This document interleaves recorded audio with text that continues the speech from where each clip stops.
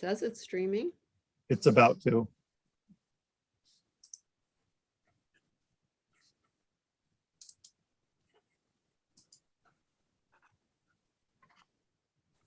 Okay, it should be live streaming now, and we are recording. John, you're giving me the thumbs up that says we are. It's 6:14, so we have one more minute before the public hearing, and then we can get started with that part of it all. Hey, Brian.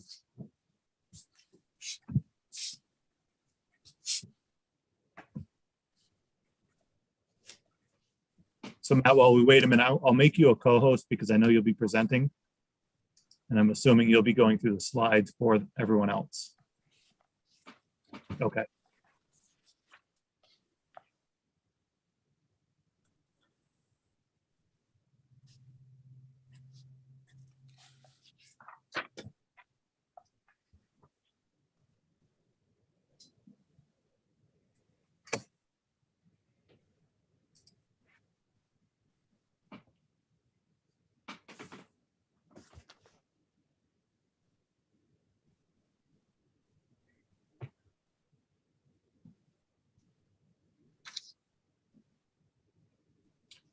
Okay, it looks like it's 6:15. We okay to get started? Do I need to call the meeting to order, or we just sit and wait for anybody who shows up? Well, nope, you don't need to call it to order. What I can do though is share my screen and just point out for anybody watching on YouTube what the changes are. Brian, you know, I know you made some of these adjustments. If you want to talk about them, go for it. I don't want to steal your thunder, but if you know you'd rather me do it, I'm happy to do it as well. So let me share my screen. And this is directly from the email that you wrote, Brian. Yep. So really the changes are, as you see the, if you will, the current version, it was very specific to what the guidelines were, you know, as they were implemented. The proposed change for tonight makes it more broad and essentially just says we're going to follow, you know, the guidance and the guidelines from the CDC, the New York State Department of Health, Ontario County Public Health, and our school physicians. So rather than try to make changes every time they make a different recommendation, this is just a little bit more broad to say that we're going to follow their guidelines. Thank you. And really, so we're really talking page 13 of the Code of Conduct and page 20. Both of those are specific to COVID-19. They were very detailed about social distancing, masks, as Brian said. And then here's the proposed language in yellow for page 20. Very similar to page 13. Are there any questions from the Board of Education about those changes? Jen? Very quickly, is that change the same on both 13 and 20? It's not the exact same wording, Jen, but it's the same message. Okay, I wasn't sure when I just looked at it now whether page 13 had CDC on it or not, and I see that page 20 does. Yes, page 13 does not have the CDC. Okay, Would you like us to add the CDC so they're aligned? I think that would make sense. Okay. We Yeah, do we that. can add that. Good catch. There's so many entities, right? Okay, And so- so really what it'll be up to us to do is to determine with our lawyers which entity has provisions over the district and follow those recommendations. Should there be any future recommendations, which we hope they're not. We hope we continue in the same trajectory we're on now. But we will make that change for page 13 to include the CDC. Stop sharing again in case there's any other questions. None. And so if there's anybody watching YouTube that has any questions about it, we encourage you to email Talk to the Board with your question. Otherwise, what we'll do is intend to bring this to our next board meeting for adoption. Okay. Okay. So that concludes this portion of the public hearing. We have about 12 minutes before the actual board meeting begins. I'm not sure what people's comfort level is, but perhaps what we can do is turn off our cameras, mute ourselves, and then just come back on a couple minutes, maybe 6:28, and prepare for the board meeting. Perfect. Thank you, Okay. Sarah. In a few See minutes. you in about 10 minutes. Yep.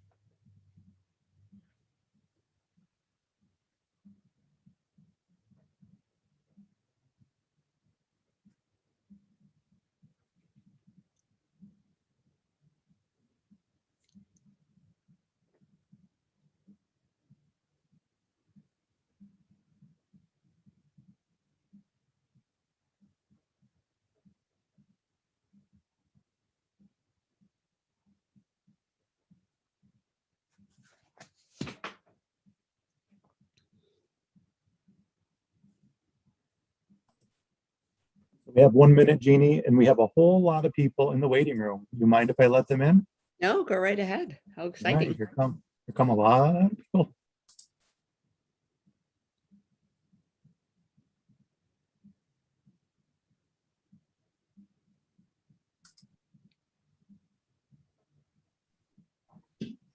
Oh, look at that stage. Oh my gosh.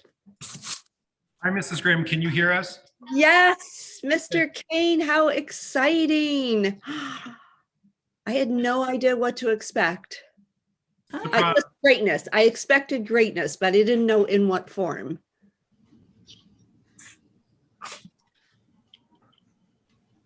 All of the students can hear you. We've got a little amplifier up there, so anything you say is definitely audible by them on stage.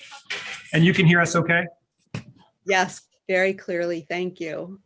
I've been accused of having bad Zoom connection, Mr. Farr. So I will. I'm glad this is working well.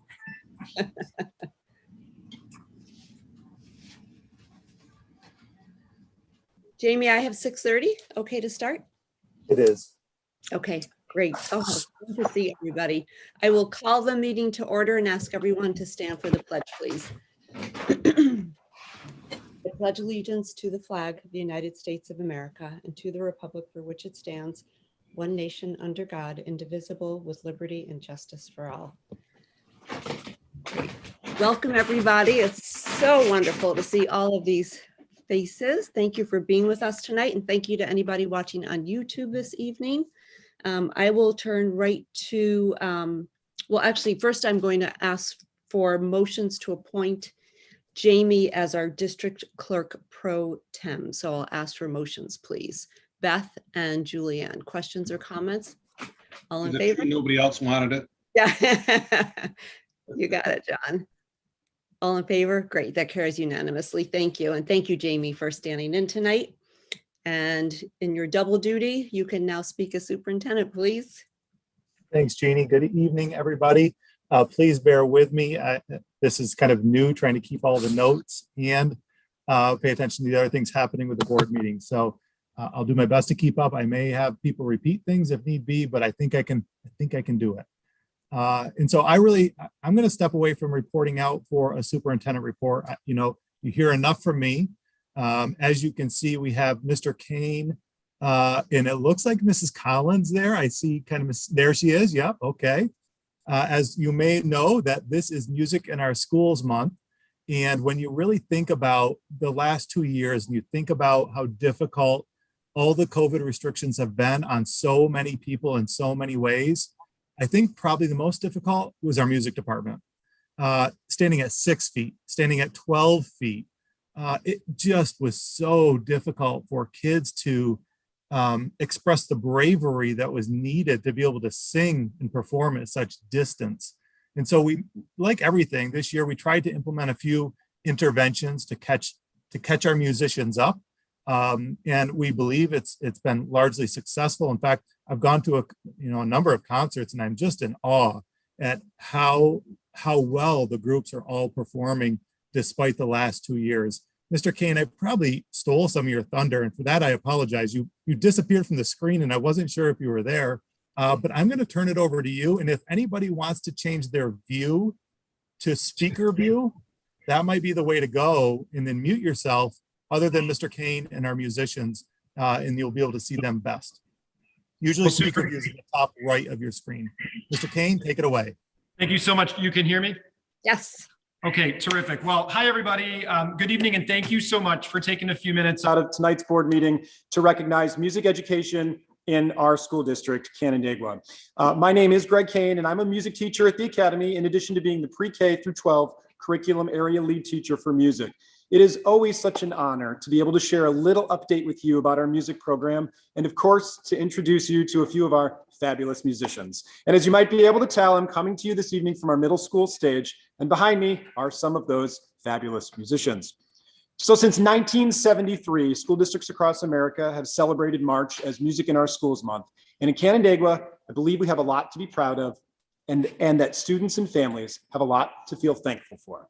As I was thinking about what I wanted to say tonight, I kept on thinking of a college music teacher I once had who routinely commented that in many educational areas, we oftentimes see a pendulum effect take place. Systems tend to swing from one side to the other.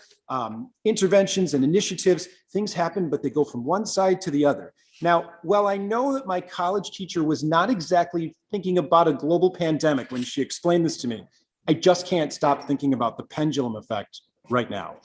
You see, as Mr. Farr already referred to, last school year, students returned to hybrid school and 12-foot music classes, and it just felt like dystopia. I'm not sure how else to describe it. And it literally took everything out of most all of us to make it through last school year. But as we are all continuing this long journey together, almost 2 years later, I'm excited to think that the pendulum of this moment is indeed bringing us back towards normal. Now, for hundreds, if not thousands of students in Canandaigua, music classes are back in full force. Our pre-K through 5 general music classrooms are singing, dancing, playing, and exploring music with all of their hearts. Our beginning instrumental teachers are working tirelessly as they have started both 4th and 5th grade students at the same time. This past fall, our 6th graders had their first concert ever after 2 years of just hitting the practice field. And for our more experienced students, I really say from the heart, we're just so proud of you for persevering and hopefully living through what's your darkest hour in music ever.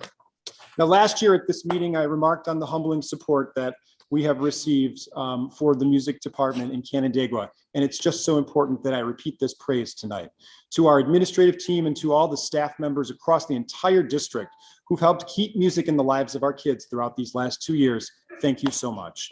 And as we return to a more normal reality, I think it's going to be pretty easy to actually forget what that felt like. It's going to go away real fast, especially in this last week. It certainly feels like it has changed, but it really is important to remember that in Canandaigua, we never saw that red flag thrown last year. Nothing ever stopped. We always worked together to find a way to keep music in the lives of our students. So thank you. So instructional time in music is first and foremost, it's a daily opportunity to learn music. I know that sounds obvious, but that's why we do what we do. And each day, kids explore new music activities, they refine their performance skills, they enjoy the community of being together like these guys behind me on stage. They take chances while growing their resiliency, which couldn't ever be more important than right now. They behave creatively and they understand that music and the performing arts are an important part of humanity. For many Canandaigua students, music courses are a safe and happy home away from home, and certainly an opportunity to participate in a physical and emotional break from their other academic areas. Now, during this month in Canandaigua, students in grades 6 through 12, we have 7 different concerts. We obviously have 6 performances of our high school music coming up. We even still have 1 virtual concert that will be released later on this month because we just haven't had enough video editing yet. So as a real brief recap of the year so far, our 6 through 12 students once again got to participate in All County this year. We've had such an army of support that made our annual Holiday Prism concert happen at the Academy. And our extracurricular groups, like the one behind me, we're almost back to 100% participation in all of those areas. Now, as we look ahead to the rest of the year, we're looking forward to honoring some very exciting traditions. Nightclub night and the Madrigal dinner at the high school, they're coming back. And Flag Day ceremony, it's coming back too. Our end of the year senior recognition and awards concerts, which is very important to us all, it's coming back. And of course, we all just recently heard the announcement. We're going to have a real graduation at CMAC with a full orchestra on stage. So we're just so happy. All right. So Mrs. Collins is behind me, and she's always the first one to point out in department meetings that I need to wrap it up. So I have my 4.5 minutes there. And on behalf of all the colleagues in the department, I just want to say happy music in our schools. But thank you so much for all that you do to support music for the thousands of students every day in Canandaigua that participate in this. And behind me on stage, this is our middle school Fiddle Club. They rehearse once a week under the tutelage of Mrs. Jessica Collins. And we have a couple crowd members, audience members here, parents and stuff. So we'll just ask for a big Canandaigua round of applause for our CMS Fiddle Club.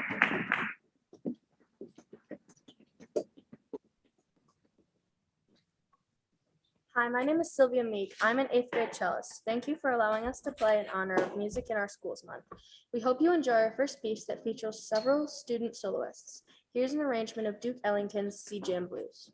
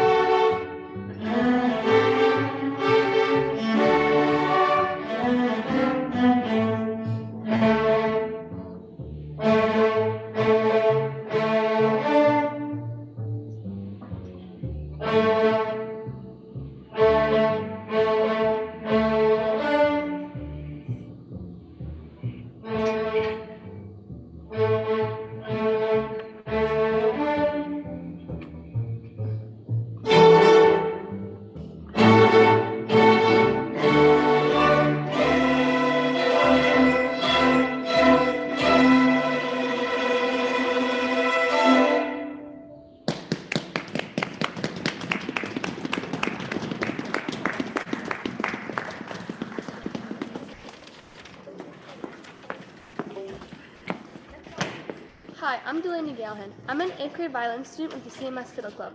We are excited to perform for you this evening. Our final piece is a medley of songs from the movie Frozen. This piece is a challenge, but we worked hard and we are proud of what we've been able to accomplish. Enjoy.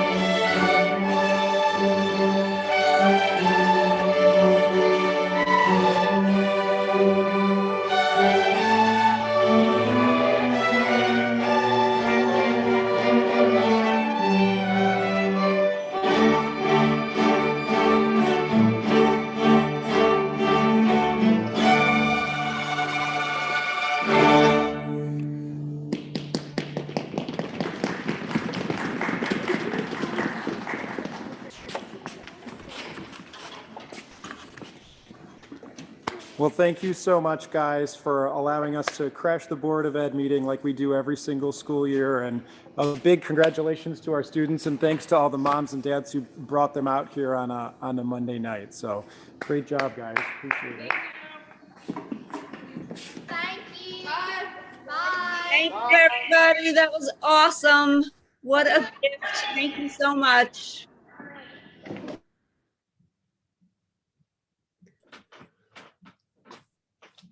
That was fun. Best board meeting ever. No kidding. Whew. Good luck presenting the budget later, folks. That was fantastic, everybody. Oh, they just logged off, I think. That was so great. So thankful for them. Yep. Beautiful. And I'm not even going to attempt to say anything else because that was perfect. Well, we have the perfect follow-up, and it's one of our other students, Nate. So Nate, welcome, and you are up. Good evening, everybody. Not too much to report out on this week. I mean, I'm pretty sure all winter sports are done. So I'm thinking everybody's getting ready for spring sports. Everybody's getting excited for lacrosse season. Go watch all the games. One thing coming up this week of note is the Braves ball tournament after school on Thursday. We raised, I think, over $600 for Special Olympics. So that's pretty cool. This week at the high school, there's also a Spirit Week. Today, I'd say the participation was pretty good. It was just, wear gray. I'm still wearing mine. I'm sorry. In terms of other stuff, everything's going well. I feel like the lift on the mask rule has been received pretty nicely by the school. Everybody's just kind of been, doing whatever they feel comfortable with. I haven't really heard of anybody being shamed or made fun of for their decisions, so that's always nice to hear. And then the theater department, still working on SpongeBob, still grinding away at that. They had their pancake breakfast at Charlie's on Sunday, and it was absolutely packed in there. There were so many people in there. It was crazy. But we had some good pancakes, and, always love to support our theater program. Also of note today, they set off the fire alarm while we were in swim practice. So all the swimmers had to get out mid-practice in our suits and stand in the cold, but it's okay. We forgive them. So Thank you, Nate. Well, with apologies to people who I did not have a chance to get to make this request, I'm going to point out to you, Nate, something there's no way you could possibly notice, and it works so much better in person. But we tried to wear as much light blue, look at your superintendent, white for you tonight, because we are just thrilled with your news that you've committed to the University of Maine. Big round of applause for Nate. Thank you. Thank you. We are really proud of you. We get the best student reps, and somehow they get better and better every single year. So you have really brought so much to the board. I know we have many more meetings left with you, but we just really want to celebrate you in this moment for your huge accomplishments. And boy, luck at University of Maine. Oh yeah, thank you guys very much. Yeah, I'm really excited for that. Well, that happened. Yeah, I'll bet. I'll bet. Great. Well, congratulations. Are you staying with us tonight, or do you have to go off? I have very much homework to do, so I will be going to do that. With our approval, go do it. Thank you so much. Thank Congratulations. you very much. Yep. Take care. Bye-bye. Bye. Great. All right. We have minutes up for approval. I'll ask for motions, please. Nice hat, Jamie. That was a perfect touch. Thank you. Motions, Megan, Milton, questions or comments? All in favor? That carries unanimously. Thank you. And Matt, our educational presentation, please. Sure. Good evening, everyone. We are joined by Lynn Kalitz and Maria Green, both who are our enrichment teachers in the district. We're going to lead us through tonight's presentation. In the 18-19 school year, like many of our programs do on the 5-year cycle, our enrichment program underwent its 5-year review process. As part of that process, one of the outcomes that they had identified was to enhance our process for students that might need a different approach in terms of our scale of meeting students' needs on the enrichment side of things. So they've put together a pretty, in a very collaborative way, a process for us to enhance how we might support students that might need more of an individualized plan when it comes to enrichment. So I'm going to turn things over to Lynn and Maria, who are going to talk to us about that process and the end result that they've recently shared out at CIE and with our building leadership team. So Lynn and Maria, thanks for being here. I'll turn things over to you. Take it away. Hello. Welcome. My volume okay? You are good. Thank you. Awesome. I think I've got rights to share my screen. So let me check and see if I can get that going for our presentation. Let's see. Get it here. And here, of course, I can't see anything now, so you're just going to have to let me know if someone could give me a verbal confirmation that you're seeing a level 4 enrichment process. Yes, thank you. Thank you. This really, as Matt had explained, was one of our initiatives to create a set of district protocols and procedures to meet the needs for our level 4 students. So level 4 is the highest level on our enrichment spectrum, and we're really talking here about kids who may need something very different. If you think almost like an IEP for giftedness, that's the process we're talking about, or students who might need either acceleration single subject, or be thinking about a full grade level acceleration as students who would be going through this type of process. We were looking really to make sure that it was a district-wide process, because in the past we've had slightly different things happen, different times, different years with other students, and we really wanted it to be a consistent process so that we would have the supports not just for academics, but also for the social and emotional needs of the students, and to make sure that we had continuity between the buildings. And so that as a student progressed through our system, that those plans would be in place and would be able to be followed with the student.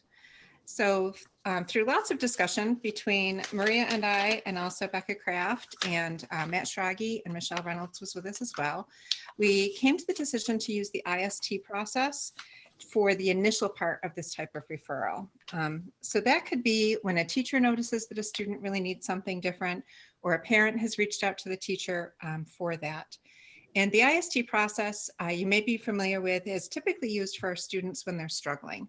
It's a really well-defined process of a group that gets together to problem solve to determine how to best meet the needs of students. This process really has been created by our IST teachers along with district data, our data guru, and they really have worked for several decades to refine the process. So we're really talking about the process that they've used, but using it for a different purpose. In this case, the instructional concerns would have to do with students who need more for advancement rather than our usual concerns when students are struggling.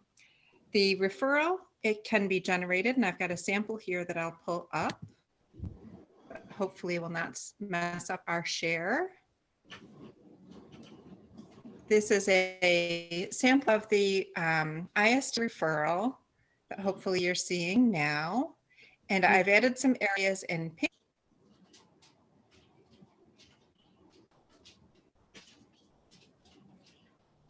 Lynn, we lost your audio.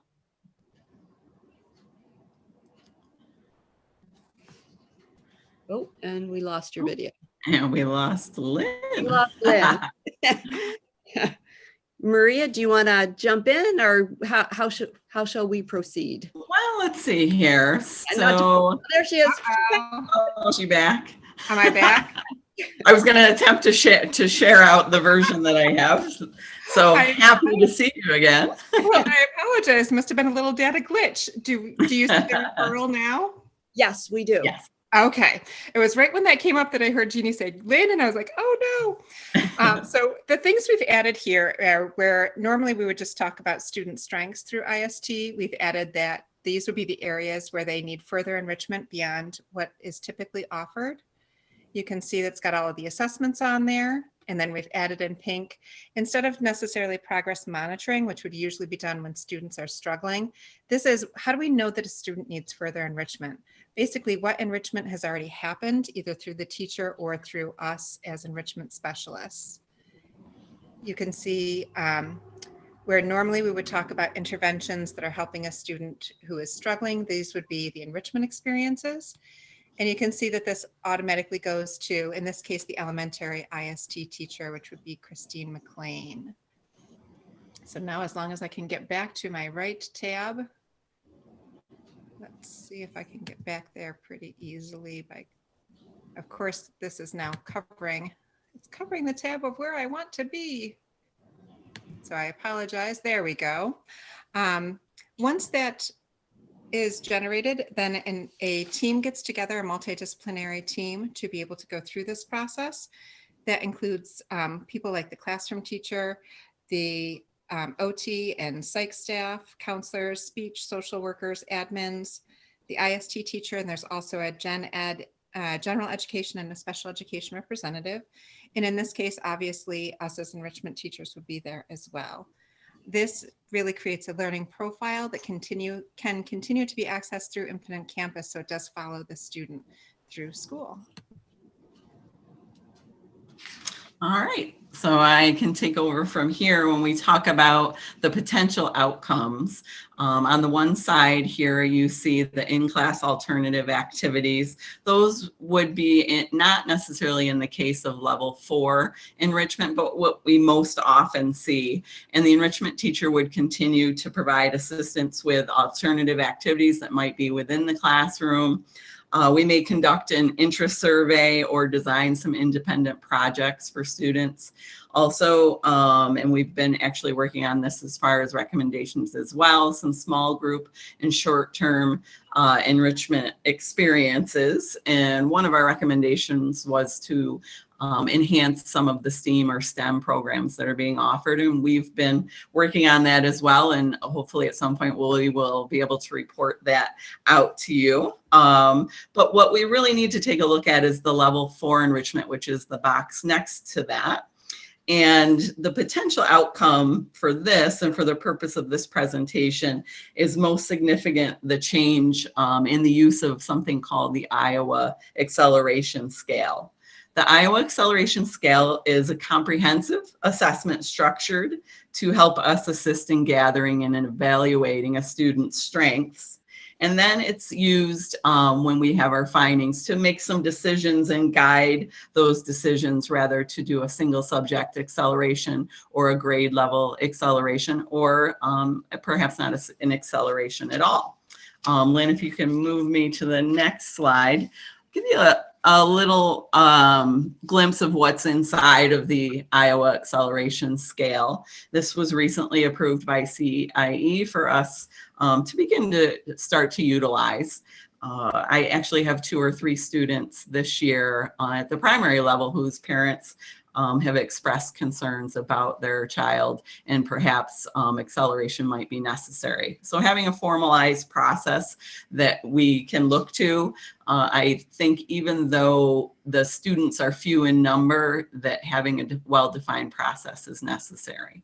So in the first section of the Iowa Acceleration Scale, mostly we gather data on general information, the student, its family, or their family, the residents, the siblings, anything that might be of that nature. And the second area, of course, would be a review of their current school history, their abilities already demonstrated, performances, things they have participated in, anything that would be constituted as gifted or accelerated programs that we may currently offer, any professional evaluations they might have already had done, diagnoses surrounding perhaps any disabilities or disorders as well, mostly coming from a psychologist or social work perspective.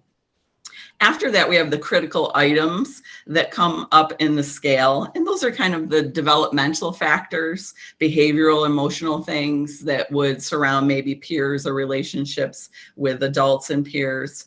Also, as well, in that critical items section is the attitude and support of all parties concerned, whether it be the family, the school, the student themselves. All of these different sections are weighted on the scale and are assigned a score.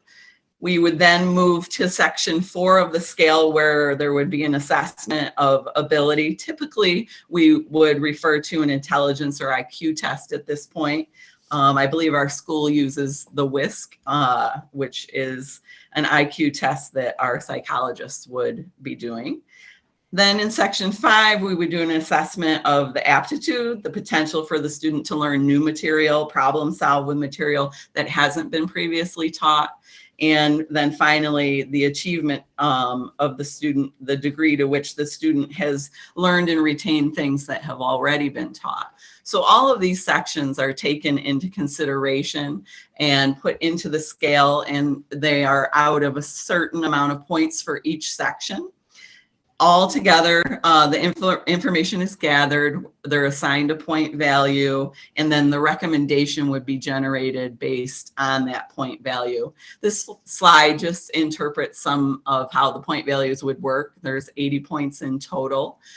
For example, if a student was scoring 60 or 50 and below, you would notice that the excellent for grade, for whole grade acceleration might be recommended by the Iowa Acceleration Scale.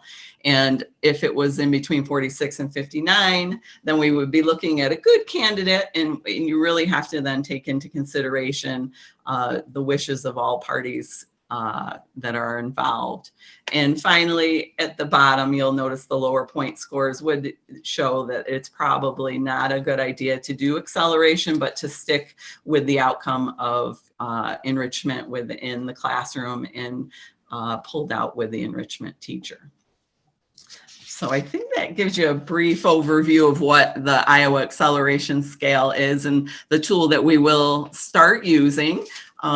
We have not used it yet, but we just got approval recently. So Lynn, I'll turn the next portion over to you. The Iowa Acceleration Scale would lead to another team meeting. This time we're calling it the annual review team. And this is the team that would get together once the scale was complete to take a look at that total score and take a look at the recommendations and really decide what's going to happen next at that point. You can see here that we've got current and next level for many of these things. On the academic side, the enrichment specialists and the teachers. We also have our administrators involved, as well as Matt as our assistant superintendent. It would also be really looking at our social emotional needs of the student. That's why we've got the psychologists and also counselors. Any other service providers as needed, and our curriculum area lead teachers. Because this would really lead to where we would then create a plan that could follow the student. And that plan would be reviewed at least annually to make sure it continues to meet the needs of the students. That's part of why we call this the annual review team. And really that gives you the idea of what we're looking for to be following for our kiddos so that we can be really making sure we're making the best decisions for them and taking a look at that whole student perspective. Part of what I know I really liked about the Iowa scale was the fact that it takes a deep dive into family, and it takes a real deep dive into the social emotional, as well as the other behavioral things like those organizational skills and that type of thing for students as well. Because we all know our end goal is we want students to be successful, and we want them to be really able to have that growth that they deserve, as all students deserve growth, including our students who are well beyond already. And I know that's part of what really the appeal for us was of using the Iowa scale in this way, and really making sure that we have a comprehensive process that's going to continue to meet our students' needs as they go through our school, as well as onto their futures. Any questions?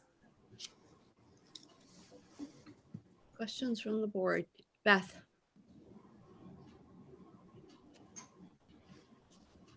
This looks great. Thank you so much, both of you.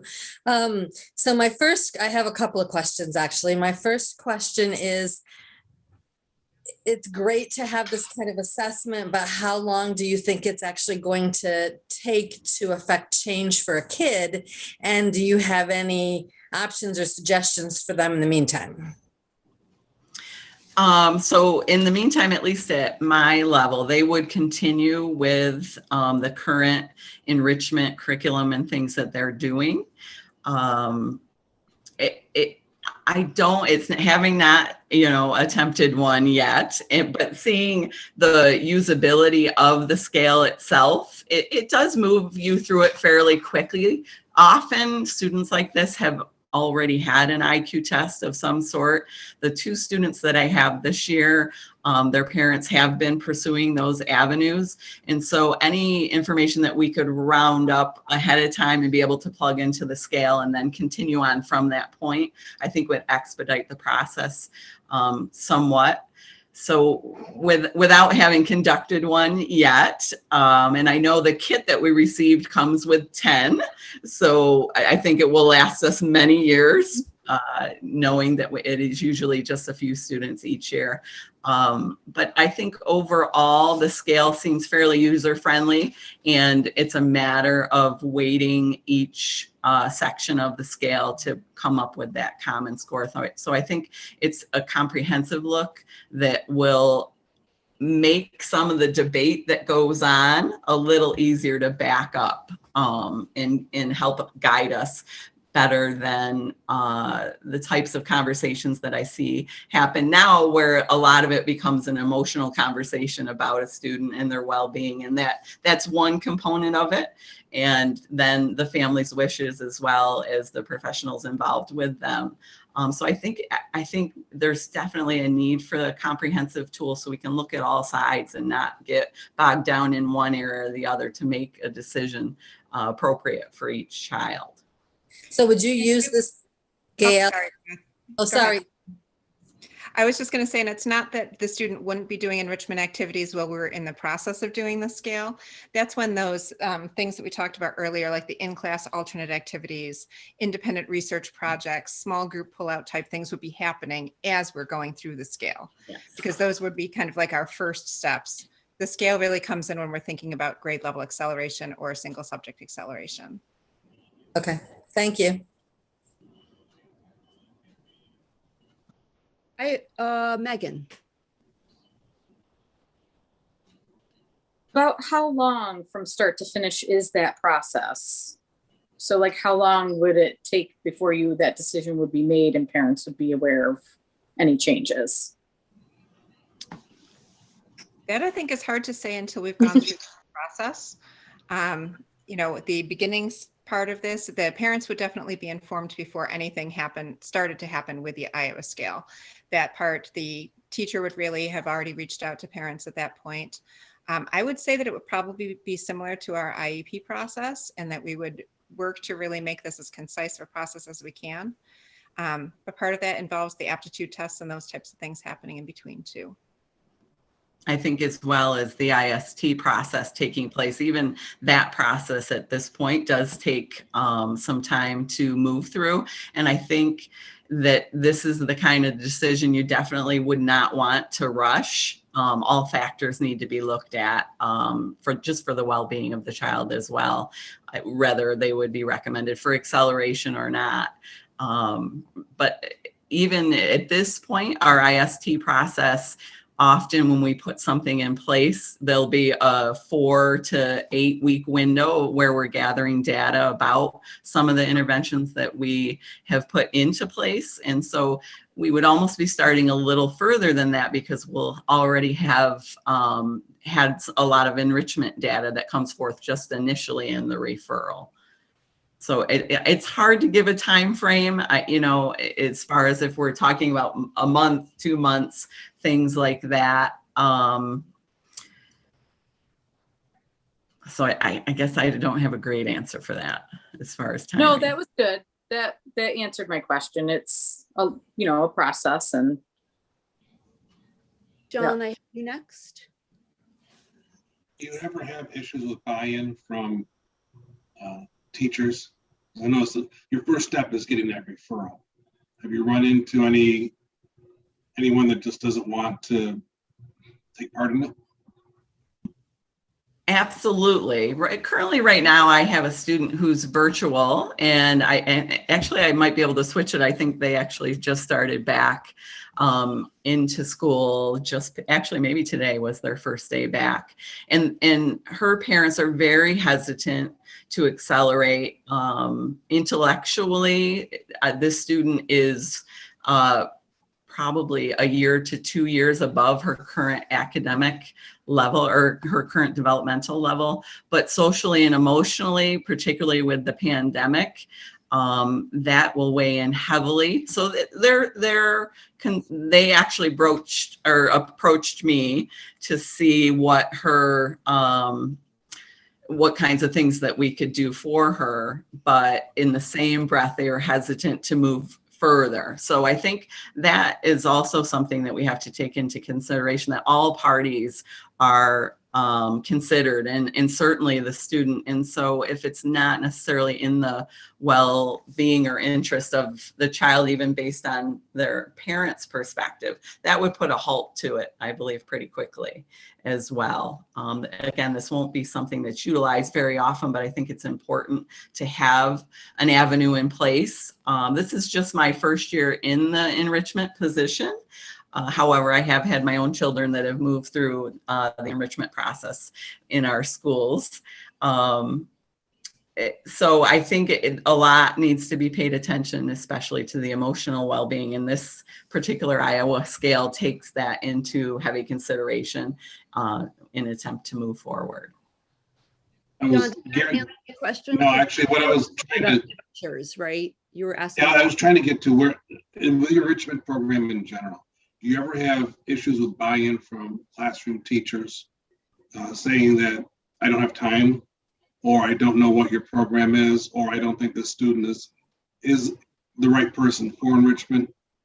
How do you communicate this program, and how do you open up your program to your brand new teachers? Well, so it does begin with a data gathering process, and at each benchmark, the data points that we gather will trigger whether a student even qualifies for enrichment services. That's our starting point. If a student is not qualifying based on the data that we collect, then a teacher can submit a referral form and essentially argue the case as to why they would want their student to participate. I haven't received too much pushback. More often what I get is I need help, I need other options. I have a table for one, meaning one student in my class that just needs something different, something more, something beyond what our core curriculum is at that grade level. So my experience thus far has been a positive one with teachers. And if anything, they're coming to me looking for more resources to assist their students within the classroom, and also to have them pulled out a few times a week to hit those areas that they don't often feel that they have even just the time constraints that go on in the classroom to be able to provide the student that enriched experience beyond the core curriculum. And John, I will say with new teachers especially, I meet with them very early on and before different experiences to explain the experience, as well as go through the data with the teachers to be able to say, you know, based on data, this is what we see. Are there times that it's difficult? Yes. But the conversations, honestly, our teachers are so open to conversations with each other as professionals that usually all it takes is a conversation to say, hey, but you know, look, this student really can do this type of work, and to work with the teacher to see, you know, what's happening in the classroom that maybe makes you hesitant. What is it that you're concerned about, and then work through it that way. Anyone else? Thank you. Lynn and Maria, do you have anything else to present, or? I don't have anything to add at this point, Lynn. No, we're good. So if we have no other questions from the board and nothing else from you, Matt, we'll move on. Are we ready to? Okay, great. Thank you so much for being with us tonight. Appreciate it. Thank you. Thank you both. Yep. And drum roll, please. Budget presentation. Matt, you are up. Thank you, Jeannie. Let me share my screen here. Good evening, everybody. We can see that. Thank you. All right, perfect. One button. Got my. All right. Good evening, everybody. So this is our first budget presentation of the year. This presentation is the one where you get to see all the department heads and building leaders throughout the district, and they'll give you a little idea of their budgets for this year, with a highlight of one or two things that might have changed that's driving their budget either up or down, and an opportunity if you have any questions to ask those at the time. This presentation is really to start the conversation, start our thinking around the budget. And so at the end, we'll give some tax levy scenarios based on where we currently are. And we'll present the full budget at our next meeting, and then hopefully adopt in April. So the guidelines for developing the budget, you've all seen these. You adopted these in December of this year. Everything stays the same throughout. These guidelines from last year to this year.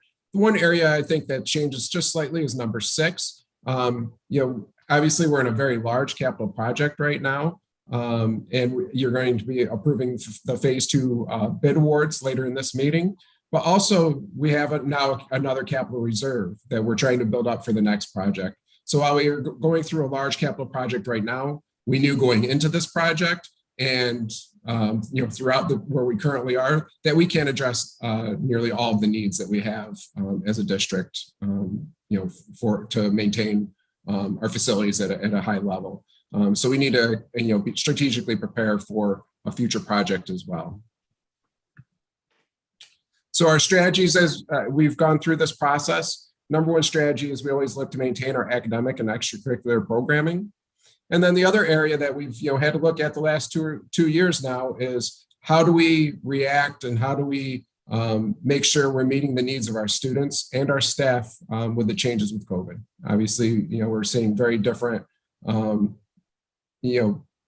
atmosphere now, and so how do we address whether it's learning loss or social emotional needs that students and staff may be facing now. So we have a lot of staffing changes this year, a lot of retirements, and the area I want to really highlight is the 16 teachers. That is a very large number in the 5 years I've been here. That's almost double the highest number we've had. I think the highest in the last 5 years is 9, and many times it's less than that. So 16 retirements is a lot, and that does help with balancing our budget. But it also is difficult in that we lose, some great professionals who bring a lot to, the district as a whole. So it's a positive for the budget side. It's it's a challenge on the district side. But we have many retirements throughout the district this year. Every year we have each of the buildings and departments and district office determine what areas that they would like to advocate for additional positions. Everything on this list is what's been requested to this point. Anything in bold is what we currently have added to the budget. Anything not in bold is not added to this point. So we've added into the budget a half-time English language learner teacher at the academy. Based on our current numbers at the academy and middle school students moving to the academy, we need an additional half-time teacher. So we'll be at 2 full-time FTEs next year at the academy. We need 2 additional elementary teachers at the primary elementary school. We have contractual language based on class goal sizes, and so we need to add those 2 teachers to meet those needs. We had a request for a dean of students in the middle school. That one's still under discussion. That maybe if some of the stimulus funds is available, that could be added, but it's not added to the budget itself. We've had a request for counselor, computer science teacher, both at the academy.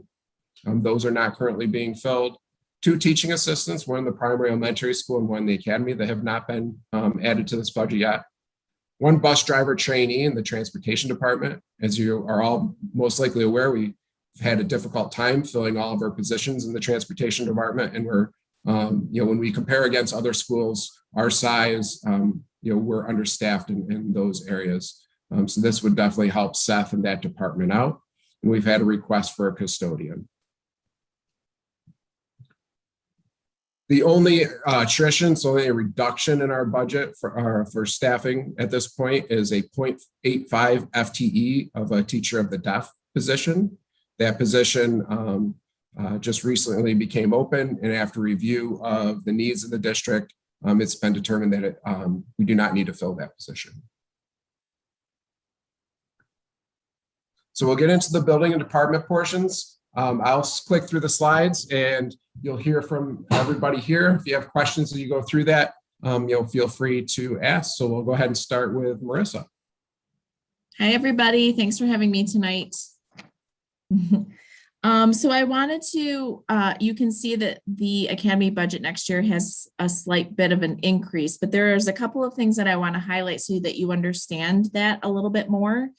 One being that Mr. Schlegel, who's the head of our technology department, has interest and would like to purchase some more of those 3D printers. They have been utilizing them. They did recently just get a new one. They do utilize them in the Project Lead the Way courses, and it would be more efficient, and they'd be able to have more access for students for them if they could get a couple of they actually wanted 2 more 3D printers. So that's to the tune of like $22,000 to $25,000. It's a big line item. The other thing I wanted to point out is that we have established a Deca Club within our business department, and they have started this year. They've gone to competitions and they are doing well.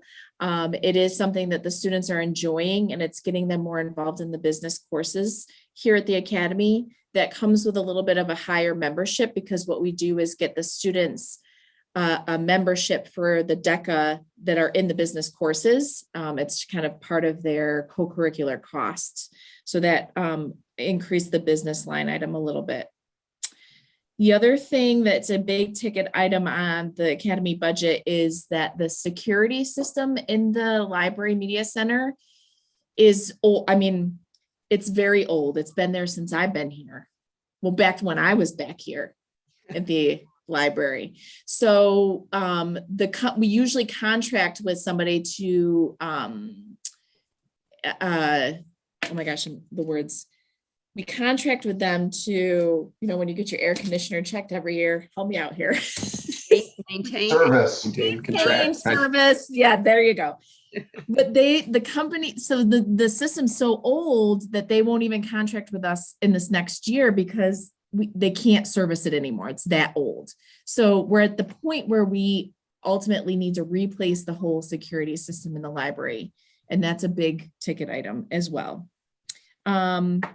And then the final piece I wanted to include was that the Since we added the 0.5 art teacher and we're able to have art at the CACC, that comes with a little bit of a budget because now this art teacher is able to buy some supplies to grow that art program at the CACC, and art supplies are not cheap. Go back to the technology supplies too. The prices of lumber and all that stuff is all increasing, but those are the big ticket items that I wanted to point out that causes this big increase that you're seeing here. Those are it. Will you unshare your screen so I can see everyone and see if there are any questions, please? Thank you. Questions from the board? Okay, great. Thank you, Marissa. You're welcome. And Thank before you. we move on, great job, Marissa. One thing I failed to mention at the beginning is, and I'll bring this back up, is that this year we've added the 2021 budgets along with the current year, the 21-22 and the proposed. What you'll see with many of these is that last year we were in a hybrid format, and so staff didn't use all of the supplies that they typically would. And so going into the 21-22 year, they accounted for that and ordered less, right? So they had the same amount that they typically would have, but didn't need to order as much. And so you'll see a lot of these budgets dip from 2021 to 21-22 school year. And so part of the increases you're seeing are getting back to where they typically would be, and then the growth. And we are seeing very large increases, as you all are in your homes, for prices for materials, supplies, contractual, all of those things. So thank you, Marissa. All right, next up is John. Hello, everybody. We don't have much of a change. There's just two quick things worth identifying. Because they had to send art projects home in a bag last year, art supplies were really expensive. So that's down about $7,000. And we've been buying a lot of furniture because it had been breaking. And with a giant capital project and it all getting moved out, we've decreased our money to buy furniture. So that keeps us relatively flat. Supplies, like Matt just said, are up, but with two fairly big reductions of almost $15,000 to $20,000, it did keep us fairly flat at the middle school. So that's the middle school, short and simple. Wow, short and sweet indeed. Questions for John? Great, thank you, John. Back to Sharon, if I can make it work. All right, next up will be Emily and Brian in the primary elementary school. Thanks, Matt, and hi, everybody. Just a reminder that the primary school and elementary school do combine their budgets together. So when you see that budget total, that is our two buildings combined. The first thing you'll notice is a large decrease in the amount of money for equipment. Last school year, we put desks and tables into this code. And this year, as we're replacing desks and tables, we're budgeting them for them in the instructional supply code. So that's one of the major reasons for the large increase in the instructional supply code. And then I'm going to turn it over to Emily to talk about a few of the other increases that we have in the instructional supply code. Hi, everyone. So another contributing factor to the supply budget is that last year we had, specifically for the younger students, we had so many of our students virtual that a lot of our teachers ended up sending so many things home. They had a lot of things picked up for students to do their learning at home that we never had a lot of those things come back. So we're needing to increase their supply orders to kind of replace some of those supplies at school. So, those things weren't coming back. So we're finding that those things needed to be replaced. Another thing, because of the capital project that we have at the building, we are having teachers move back into their beautiful spaces.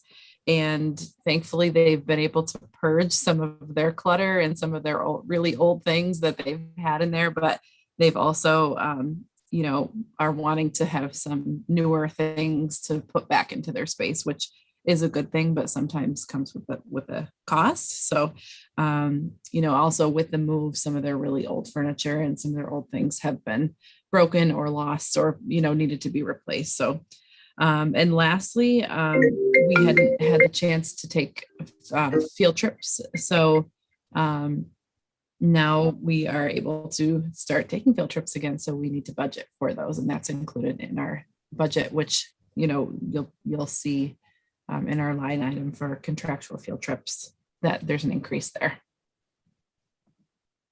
Any questions for the primary and elementary budget? Nope. Great. Thank you, Brian and Emily. Okay. Thanks, everyone.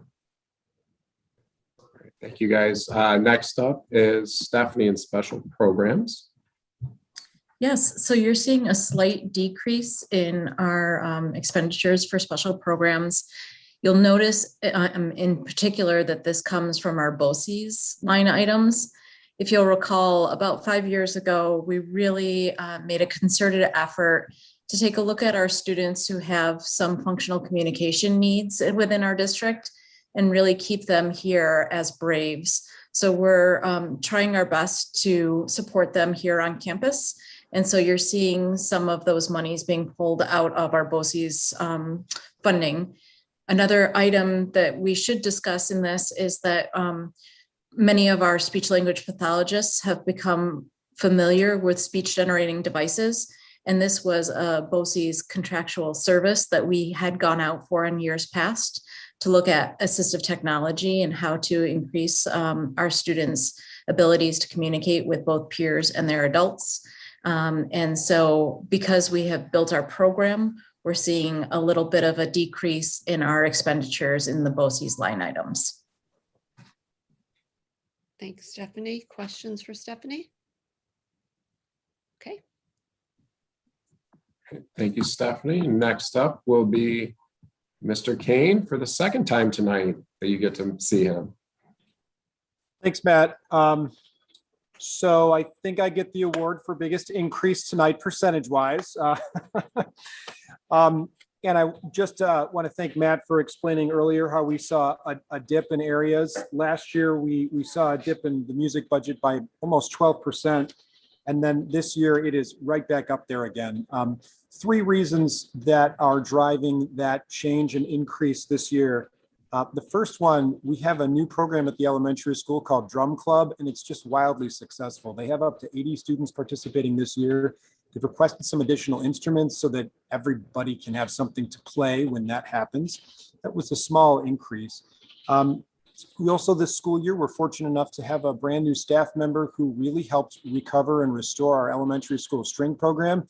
In the process, she really identified a lot of opportunities for us to bolster that program and made some really smart suggestions about ways in which we can have more equipment at school and how it would help kids.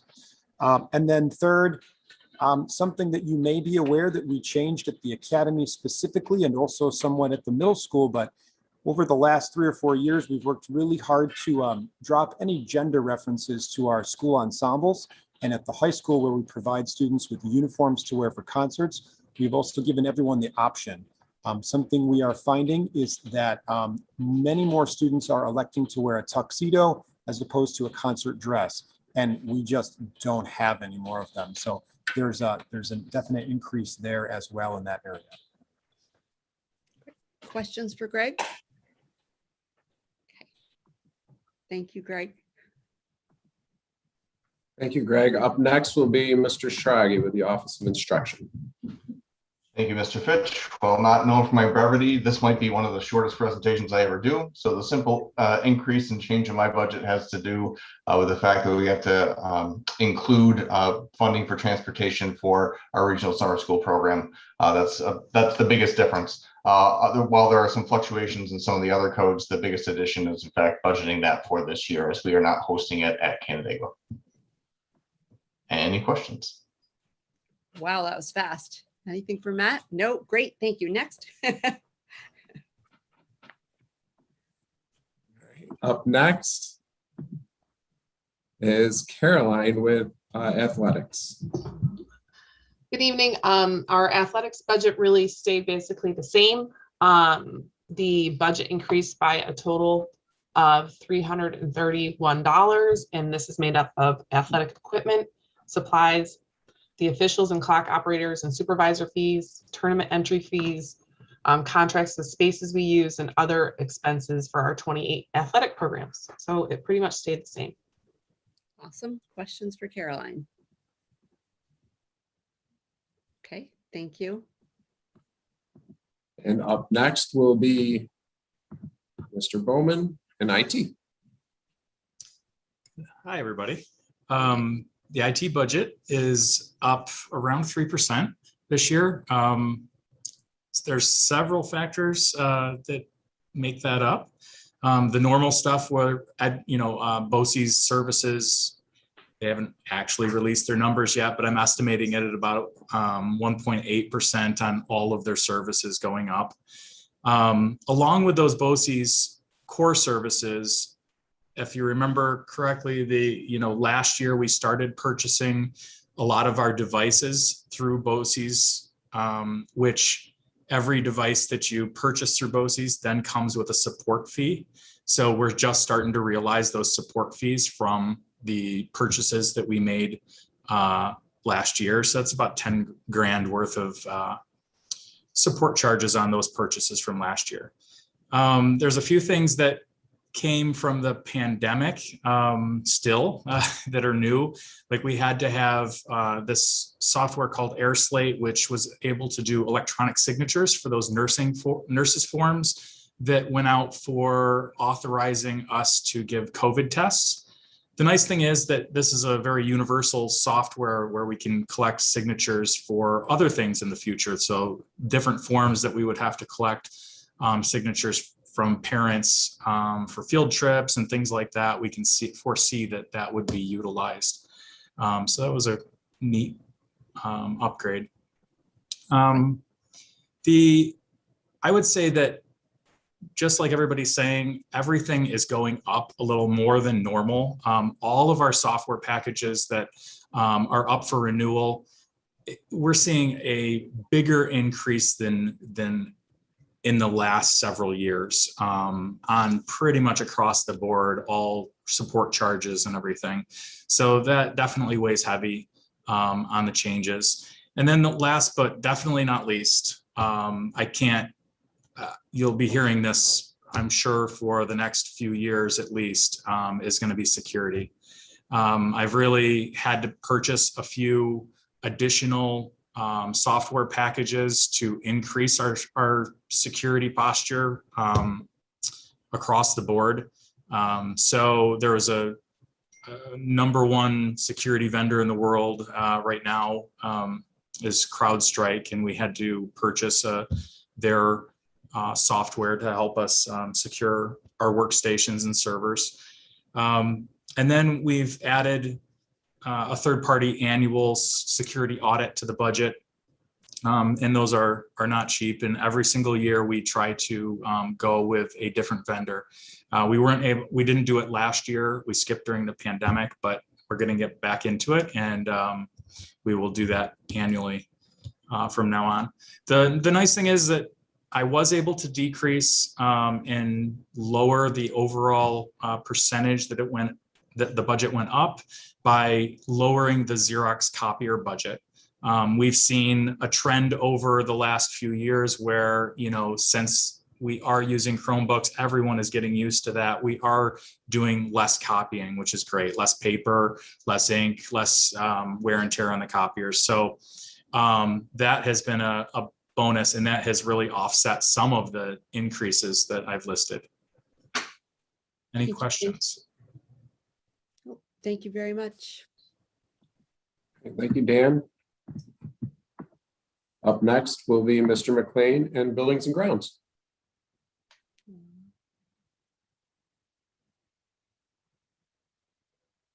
You're muted, Mike. I'm sure what you said was great. Yeah, the cost of materials really drove the budget up a little bit this year. And like what Dan said, we're seeing it across the board with everything from concrete to cleaning solutions. So that's what that represents, is that increase. Questions for Mike? Great, thank you. And last but not least, for presenting tonight will be Mr. Claremont and Transportation. Hello, everybody. Thanks for having me tonight. You'll see that our budget is pretty much staying the same. We've got a $3,800 increase approximately, and that is for routing program software licensing fees. But other than that, we're pretty much holding our own across the board. Thank you. Questions? No. Matt, thank you so much for your flexibility and going back and forth. Appreciate it. Of course, yeah. And before we move on, I just want to, make sure to thank all of the building directors and principals. They do a tremendous amount of work for their budgets, a lot more than I think a lot of other districts require of their staff. And so their support staff, the teachers in the buildings, they all do a great work. There's different meetings, a lot of discussions throughout this process. So I want to thank all of them. They do a really great job, are very thoughtful as they go through this process. So thank you all for doing this and presenting for us tonight.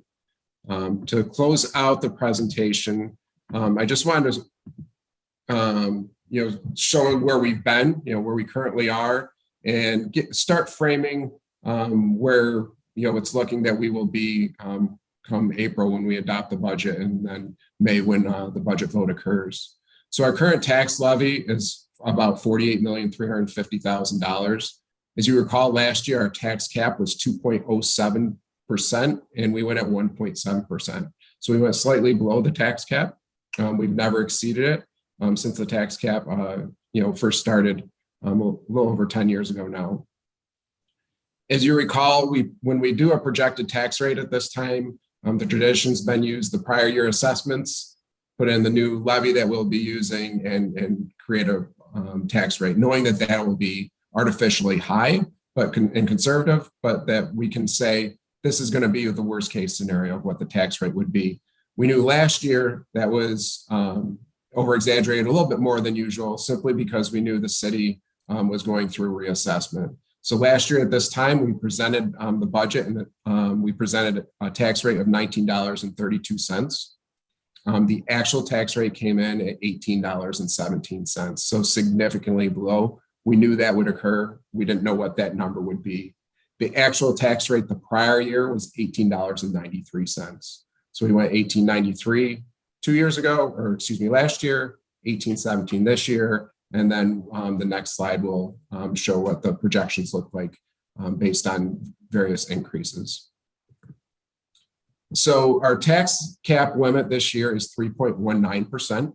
So if you look all the way over to the right of the screen, if we go up to 3.19%, the tax levy would be $49,900,441. You'll see I've shown a situation with what would happen right now if we went at a 2% tax cap, a 2% levy increase, a 3% levy increase, and then going all the way out to the cap at 3.19%. Based on our current numbers, and these numbers will change, this is a working document, they will change as we work our way to the final product. If we went at a 2% tax levy increase, we would need to appropriate about $2.2 million in reserves and fund balance to balance the budget, and our projected tax rate would be $18.53. And as you work your way across, you can see what a 3% increase would be, about $18.71, and about $1.7 million in appropriated reserves and fund balance. And then going out, the levy limit would be $18.75, or about $1,625,000 in appropriated reserves and fund balance. To frame that a little bit more, the current year, we went at 1.7%. And we also were able to reduce our appropriated reserves and fund balance to the lowest it's been in many years. So in the current year, we're at $910,187. So we knew we would have to go back up to higher numbers. We just didn't know how long that would take. And the current year, or the prior year, though, to frame that, we were at $1,882,000 in appropriated reserves and fund balance. So while this number is much larger than we were in the prior year, it's not out of the realm of where we've been for several of our years. Typically, we're in that $1.5 to $1.6 million range to balance the budget.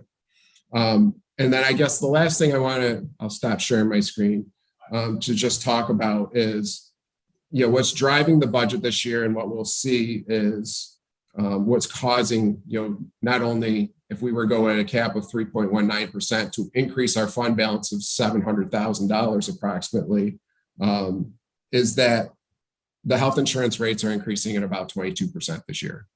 So that one line item, so if we take everything out of the budget and just use the health insurance line item, that line item is increasing $1,860,000 this year.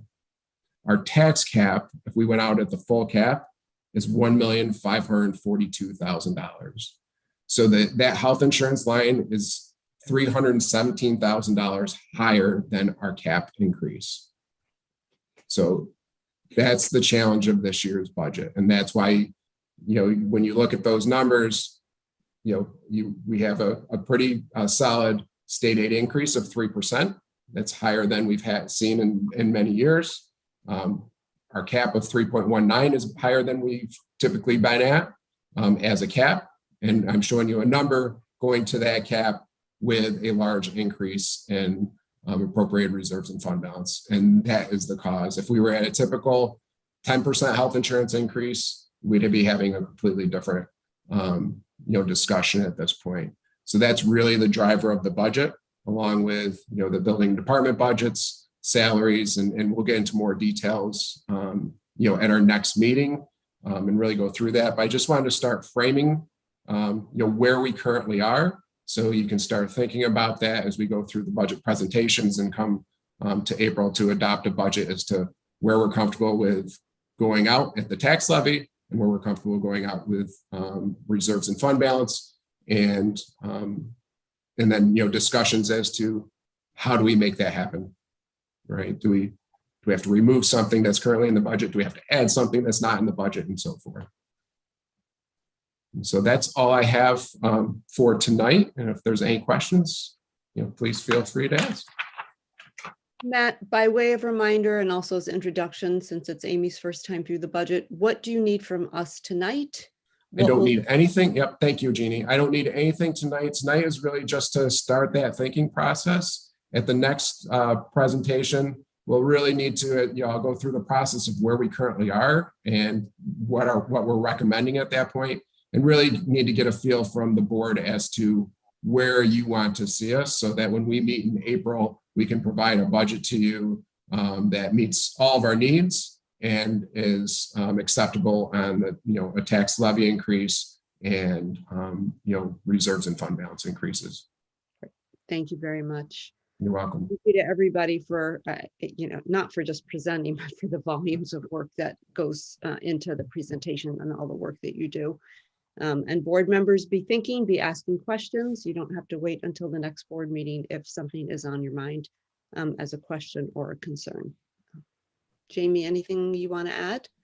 Just, yes, thank you. Echo what you said. Thanks to everybody. This is a lot of work. So you saw them present for a minute or two, but the hours and days that they put into getting to that presentation is real and appreciated. Thank you for all your work. And I know when we're in person, we try to do this, and certainly when we're virtual, it's even easier. When we move to the next agenda item, please, directors, administrators, feel free to leave the Zoom. Go and just be home. And it could be a long night, and it's already has been a long night. I know you're so busy, so please feel free to leave when we move on to the next subject. And I think we're ready to move on. So thank you so much. And we'll see you again soon. Bye-bye. All right, we'll keep moving through our agenda then as everybody's cutting out. We have many roll calls. And so Jamie, you're gonna take motions and call out the names, right? Okay, a well-rehearsed dance here. Our first is the transportation purchase bond resolution. I'll ask for motions, please. Milton, Jen. Jamie, whenever you're ready, roll call, please.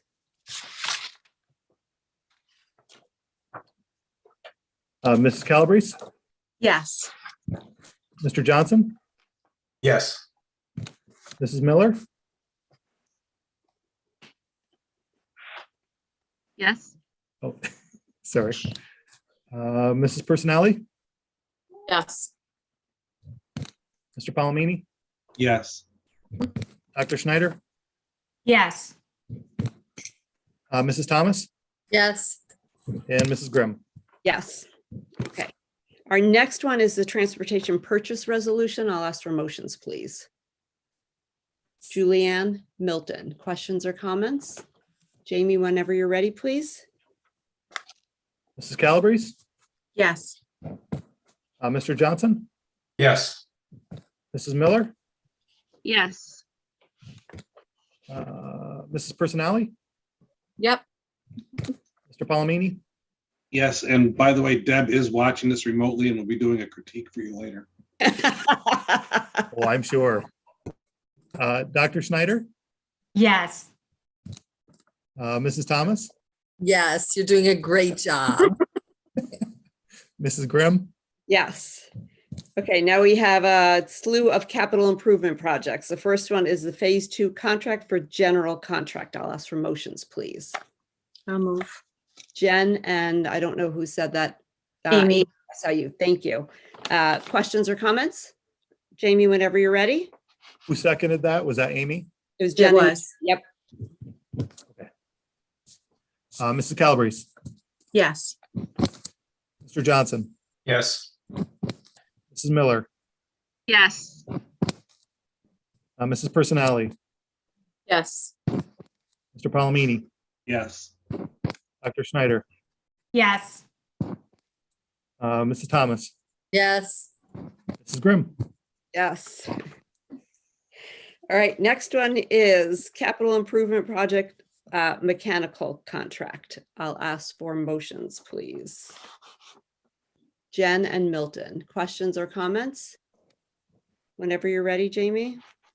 Mrs. Calabrese, Yes. Mr. Johnson, Yes.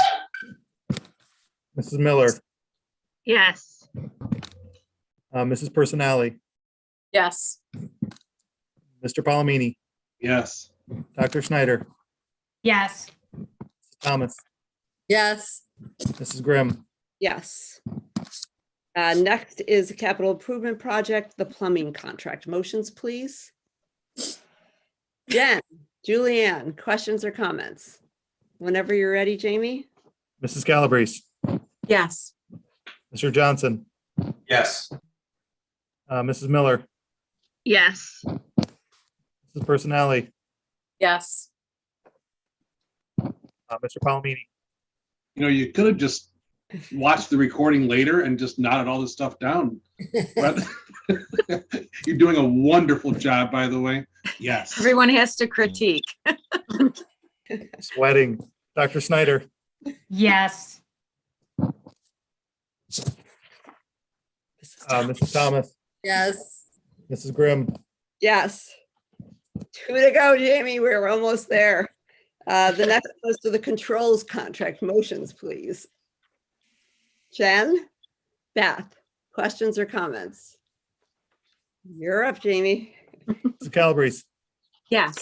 Mr. Johnson, Yes. Mrs. Miller, Yes. Mrs. Personali, Yes. Mr. Palomini, Yes. Dr. Schneider, Yes. Mrs. Thomas, Yes. Mrs. Grimm. Yes. Last one, capital improvement project package state contract. I'll ask for motions, please. Megan and Jen, questions or comments? All right, Jamie. Mrs. Calabrese, Yes. Mr. Johnson, Yes. Mrs. Miller, Yes. Mrs. Personali, Yes. Mr. Palomini. Our Board of Education viewership on YouTube has gone down over 50% since you started this. Just making a point. Yes. We have smart viewers. Dr. Schneider, Yes. Mrs. Thomas, Yes. Mrs. Grimm, Yes. I found that to be very enjoyable. Thank you. Yeah, well, I had to not look at Matt, or Brian because they were definitely enjoying that a little too much. The entire time, yes. Okay, consensus agenda and supplemental. Ask for motions, please. Julianne and Beth, questions or comments? All in favor? Opposed? Look how quickly I did that, Jamie. Let's see, we now have, oh, Jamie, did you want to make an amendment to the minutes? Yes, I do. The February 14th minutes, there was a date of resignation from Megan Myers, the teacher of the deaf. It originally said March 9th, but we'd like to change that to March 4th. So I know you had already previously approved those minutes at the beginning of this meeting. Just want to make that one amendment from March 9th to March 4th for Megan. Great, thank you. Board committee reports. Milton, will you report out on audit, please? I can, but I don't know that I can add anything to what Matt has already shared in that budget report. We discussed the anticipated tax cap. We reviewed budget drivers, including the budget drivers Matt mentioned, the foundation aid increase, as well as the expenses increase in salary and health insurance. So yeah, that was a large portion of the meeting. Great, thank you. Beth, policy, please. We have two policies up for a second reading, 30 through 3360, student awards and scholarships, and 4220, naming of school facilities. Are I you make a motion on behalf of the committee?